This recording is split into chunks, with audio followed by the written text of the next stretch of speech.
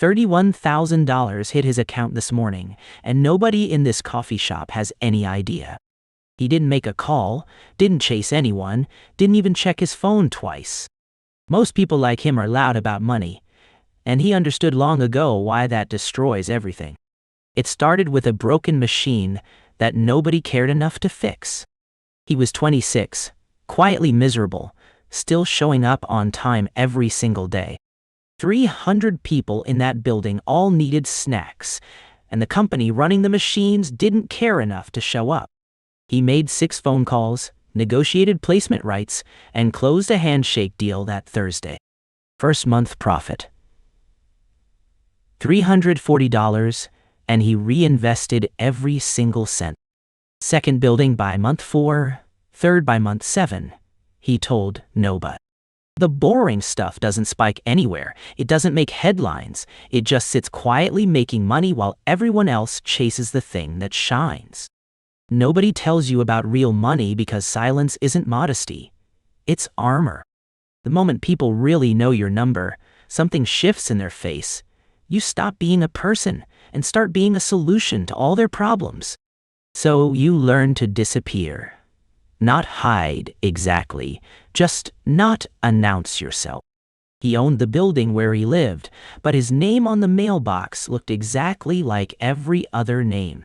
His neighbor complained for 22 minutes in the hallway about an absentee landlord who never responded to emails. And Daniel nodded, apologized on the landlord's behalf, then called the property manager from inside the elevator before the doors even opened.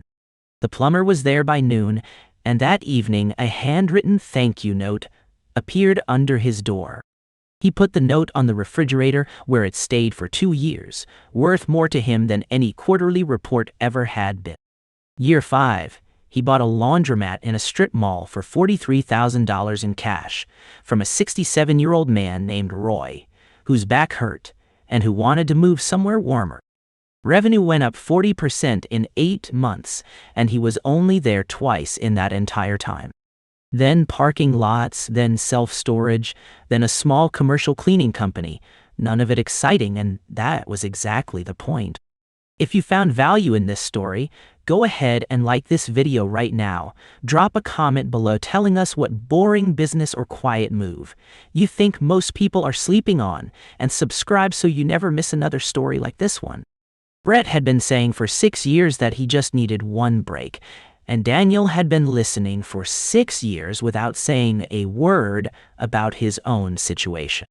He could have written Brett a check in under 60 seconds, but he had already seen exactly what money does to someone who isn't ready for it. Owen had a plan, a dream, and a way of talking about things that made you believe, and $40,000 was gone in 14 months. Money doesn't fix preparation. It only accelerates whatever is already there.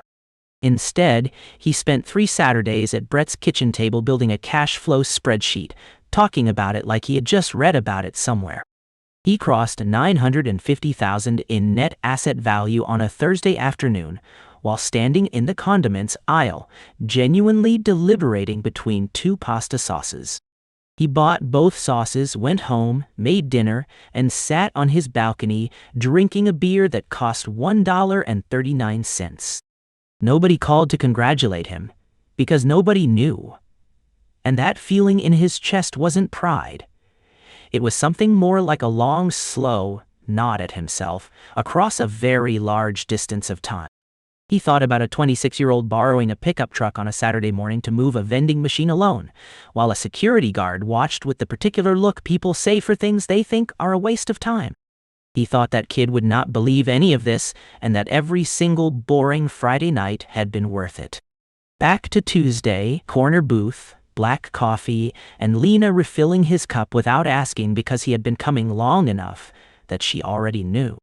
She doesn't know he owns 3 buildings within 4 blocks of where she's standing, that his ATM is in the convenience store at the corner she walks past every morning, or that the parking structure she uses charges $8 a day and the profits route quietly into an account she will never see. Somewhere out there across the street, a self-service car wash has been closed for 4 months, and its owner moved away after hip surgery.